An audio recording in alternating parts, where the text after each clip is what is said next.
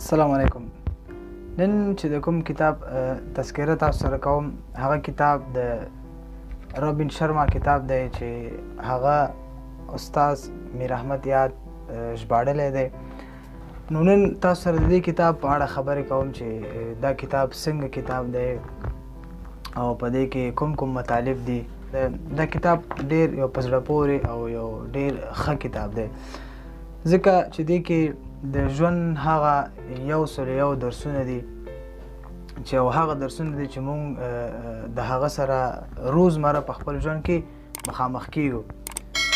نو شروع کوو دلته یو عنوان ورکړی چې هره ورځ له یو نابلده سره مهرباني کوئ. الډوس هیکسلي د مرګ په وخت د خپل ژوند ټول زده کړې له سترګو تېرې کړې او بیا یې دا ټول درس په اووه ساده ټکو کې راټول کړ او دا ویل چې راځئ چې له یو بل سره مهربانه اوسو.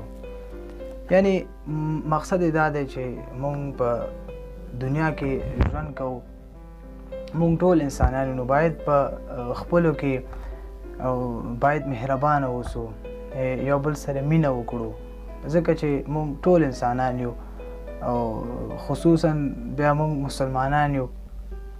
مونږ خو باید ځان سره مونږ خو باید خپلو کې همیشه مینه وکړو، د یو بل سره مرسته وکړو. که څوک ستونزه لري د هغې د ستونزې په هوارولو کې هغه سره مونږ مرسته وکړو او داسې یو ژوند وکړو چې زمونږ د تګ څخه وروسته په دنیا کې زمونږ نوم د ژوندی، یعنی خلک مونږ په ښه نوم باندې یاد کړي.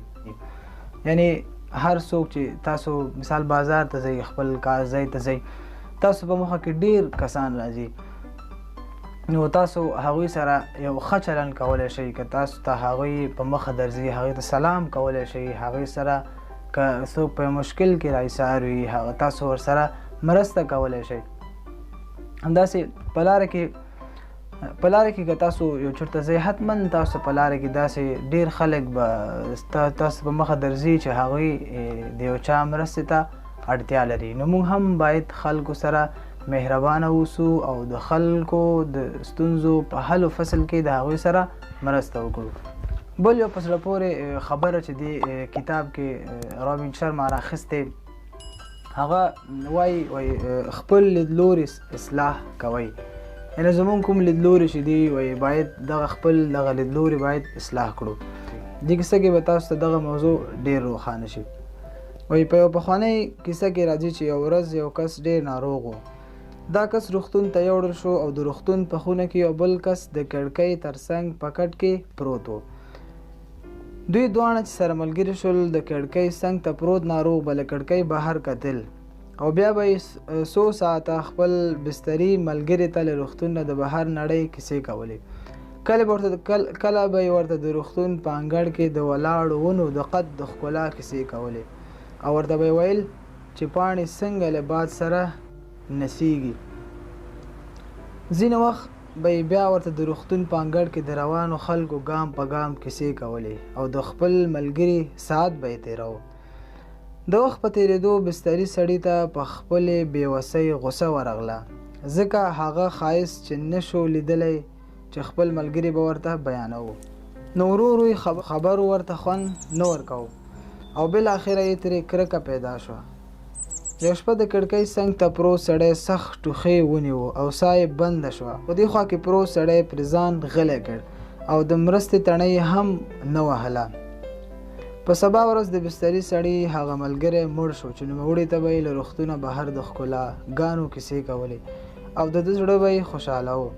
د هغه مړی چې څنګه له روغتون نه ویستل شو ده ژر غوښتنه وکړه چې د هغه پر ځای د ده کټ د کړکۍ څنګ ته کېښودل شي.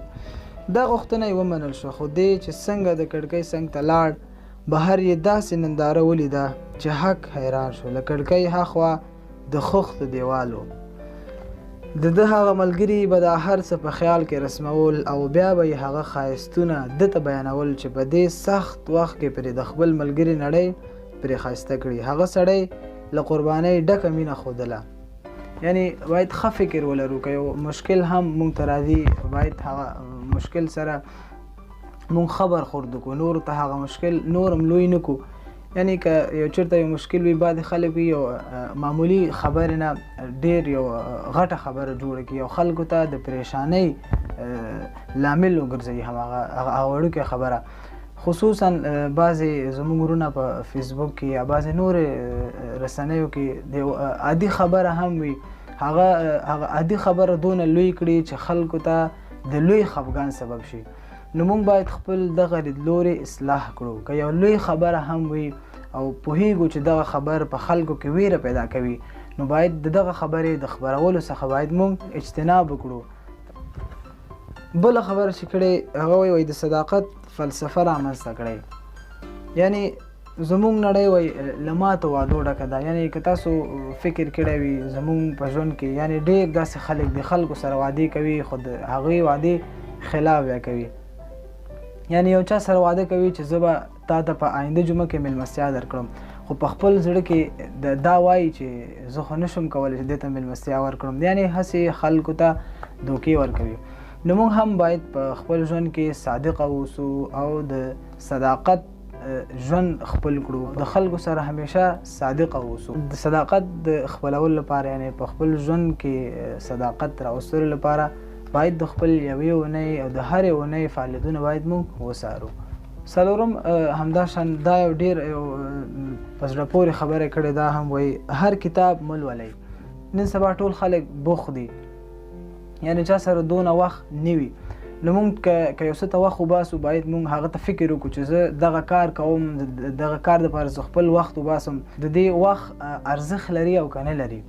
نو باید موږ هم چې کله یو کتاب لولو یو څه ګورو نو باید موږ اول فکر وکړو چې دا زما په ژوند کې یو مثبت بدلون راوستی شي او که نه. همداشان که یو مثال د ناولونو کتابونه وایو، د داسې ناولونو کتابونه وایو چې زموږ په ژوند کې مثبت اغېز وکړي، ځکه چې موږ هغه ته وخت وباسو. وخت خو نن سبا ما درته مخکې ویل چې ټول خلک بوخت دي، وخت ډېر ارزښت لري. نو موږ یو څه ته وخت وباسو باید هغه وسنجو چې زه دا شی وایم، خپل وخت په دې باندې ضایع کوم، زما په ژوند کې مثبت بدلون راوستلی شي او که نشي راوستلی. نو که زما په ژوند کې مثبت بدلون راوستلی شي باید ووایم، او که زما په ژوند کې مثبت بدلون نه راولي نو ولې باید خپل وخت په هغه باندې ضایع کړم.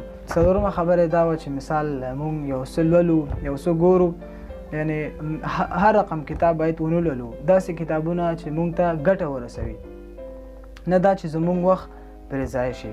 ځان ته یو څه کېږدئ د دنیا کې. مثال تاسو چې کله ځئ نو دنیا کې باید ستاسو یو څه پاتې شي، ستاسو هغه ستاسو یادونه دي، ستاسو ښه یادونه چې خلک ستاسو ښه یاد کړي. نو امید کوم چې دا ویډیو مو خوښ شوی وي. نو که غواړئ همدې په شان د نورو کتابونو خلاصې یا د نورو کتابونو په اړه تاسو سره خبرې وکړم، نو تاسو ماته په کمنټ کې لیکلی شئ، د هغه کتاب نوم ویلی شئ چې زه په دې کتاب باندې وغږېږم. او که اوسه پورې زما چینل نه وي سبسکرایب کړئ، هغه هم سبسکرایب کړئ او ویډیو لایک کړئ، خپل ملګرو سره شریک کړئ. ډېره مننه ده تاسو.